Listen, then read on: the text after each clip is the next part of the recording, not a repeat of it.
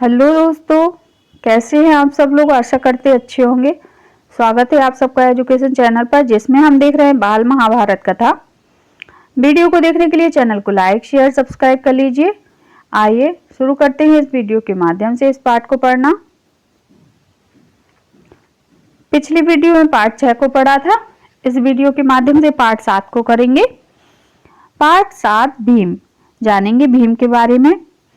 5 पांडव तथा धृतराष्ट्र के 100 पुत्र जो कौरव कहलाते थे, हस्तिनापुर में साथ साथ रहने लगे। खेल कूद हंसी मजाक सब में वे साथ ही रहते थे। शरीर बल में पांडु का पुत्र भीम सबसे बढ़कर था। खेलों में वह दुर्योधन और उसके भाइयों को खूब तंग किया करता था। यद्यपि भीम मन में किसी से बैर नहीं रखता था और बचपन से जोश के कारण ही ऐसा करता था, फिर भी दुर्योधन तथा उसके भाइयों के मन में भीम के प्रति द्वेष भाव बढ़ने लगा। तो जो 5 पांडव थे वह वीर योद्धा थे। दुर्योधन क्या था, कायर डरपोक भी था और वीर भी नहीं था, लेकिन उसके पास क्या बल था, राज्य सत्ता का। क्योंकि सारा राज्य किसके भरोसे चल रहा था, धृतराष्ट्र के भरोसे चल रहा था। और धृतराष्ट्र कौन थे, दुर्योधन के पिता थे। तो दुर्योधन को लगता था कि सारा राज्य काज तो मेरा है और इस पे ही मेरा हक है।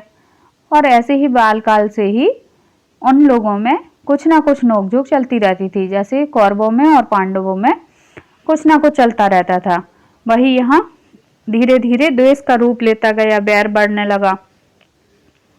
आगे है, इधर सभी बालक उचित समय आने पर कृपाचार्य से अस्त्र विद्या के साथ साथ अन्य विद्याएं सीखने लगे। तो बालक जैसे जैसे बड़े होते हैं तो सारी विद्याओं में पारंगत होना चाहते हैं। ऐसे ही कौरव और पांडव सारी विद्याओं को सीखने लगे। विद्या सीखने में भी पांडव कौरवों से आगे रहते थे। इससे कौरव खींचने लगे थे। दुर्योधन पांडवों को हर प्रकार से नीचा दिखाने का प्रयत्न करता था। तो दुर्योधन जो था कौरवों में से, वह पांडवों को हमेशा नीचा दिखाने का प्रयास करता था। लेकिन पांडव क्या थे, पांडव तो हर चीज में आगे थे। भीम से तो उसकी जरा भी नहीं पड़ती थी। एक बार सब कौरवों ने आपस में सलाह करके यह निश्चय किया कि भीम को गंगा में डुबोकर मार डाला जाए और उसके मारने पर युधिष्ठिर अर्जुन आदि को कैद करके बंदी बना देगा। तो देखिए कैसे सलाह करके और युधिष्ठिर को और पांडवों को बंदी बनवाने की सोचते हैं। यहाँ ये देखिए बना लिया जाए। दुर्योधन ने सोचा कि ऐसा करने से सारे राज्य पर उनका अधिकार हो जाएगा। एक दिन दुर्योधन ने धूमधाम से जल क्रीड़ा का प्रबंध किया और 5 पांडवों को उसके लिए न्योता दिया। बड़ी देर तक खेलने और तैरने के बाद सबने भोजन किया और अपने अपने डेरों में जाकर सोए गए। दुर्योधन ने छल से भीम को भोजन में विष मिला दिया था। सब लोग खूब खेले तैरे और थक कर सो गए। भीम को विष के कारण गहरा नशा हो गया। वह डेरे पर भी न पहुंच पाया और नशे में चूर होकर गंगा किनारे रेत में ही गिर पड़ा। उसी हालत में दुर्योधन ने लताओं, तो देखिए कौरवों ने कितना बड़ा अत्याचार किया कि दुर्योधन के तो और भीम के तो खाने में ही जहर मिला दिया और वह वहीं जहर के कारण वह वहीं निश्चित हो गया और वहीं रेत पर ही सो गया। सारे थक तो गए थे, क्योंकि खेलना कूदना और तो थक जाता है व्यक्ति, और थक कर सारे सो गए थे। तो किसी को ये होश भी नहीं था कि भीम कहाँ है।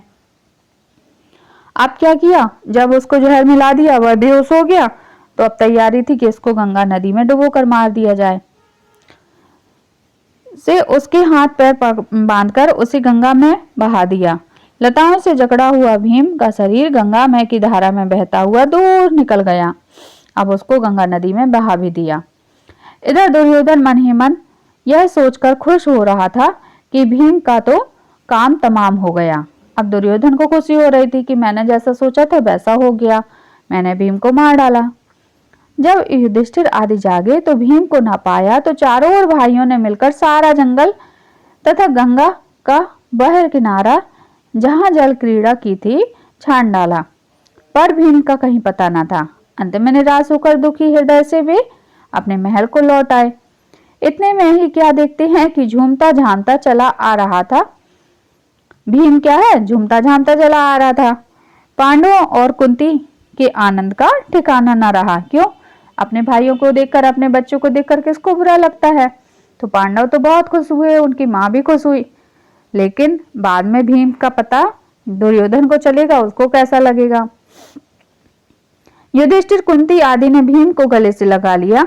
यह सब हाल देखकर कुंती को बड़ी चिंता हुई। उसने विदुर को बुला लिया भेजा और अकेले में उनसे दुष्ट दुर्योधन के बारे में कुछ जरूरी बातें की। तो देखिए यहाँ कुंती जो है विदुर से दुर्योधन की सारी बातों के बारे में चर्चा करती है कि देखिए दुर्योधन का ये बर्ताव ठीक नहीं है। लेकिन क्या दुर्योधन मानेगा? नहीं मानेगा। कोई ना कोई चाल चल रहा है। राज्य के लोभ में वह भीम को मार डालना चाहता है। मुझे इसकी चिंता हो रही है। कुंती विदुर से यह सब हालचाल सुनाती है। राजनीति कुशल विदुर कुंती को समझाते हुए बोले, तुम्हारा कहना सही है, परंतु कुशल इसी में है कि इस बात को अपने तक रखो। प्रकट रूप से दुर्योधन को निंदा कदापि न करना, नहीं तो इससे उसका द्वेष और बढ़ेगा। तो विदुर ने कूटनीति के अनुसार कुंती को समझाया कि दुर्योधन के बारे में किसी से कोई चर्चा नहीं करना। दुर्योधन जैसा कर रहा है उसको अकेले में समझाया जाएगा, उसको उसी के अनुसार समझाया जाएगा, लेकिन उससे ये मत कहना कि तुम ऐसा गलत काम कर रहे हो, क्योंकि उससे वह और द्वेषपूर्ण बर्ताव करेगा। इस घटना से भीम बहुत उत्तेजित हो गया। उसे समझाते हुए युधिष्ठिर ने कहा, भाई भीम, अभी समय नहीं आया है, तुम्हें अपने आप को संभालना होगा। इस समय तो हम पांचों भाइयों को यही करना है कि किसी प्रकार एक दूसरे की रक्षा करते हुए बचे रहें। भीम के वापस आ जाने पर दुर्योधन को बड़ा आश्चर्य हुआ, उसका हृदय और जलने लगा। तो देखो, जैसा कहा था कि दुर्योधन को तो भीम को देखकर बहुत ही जलन होगी। क्यों? दुर्योधन ने तो उसको मारने का प्रयास किया था, लेकिन वह जीवित वापस आ गया। अब इस पर और भी ज्यादा द्वेष भाव बढ़ गया यहाँ कौरवों और पांडवों के बीच। तो यहाँ यह पाठ समाप्त हुआ। प्रश्नों के उत्तर के माध्यम से इस पाठ को और अच्छे से जानेंगे। वीडियो को समाप्त करते हैं। आगे की वीडियो में आगे के प्रश्नों के उत्तर को करेंगे। धन्यवाद।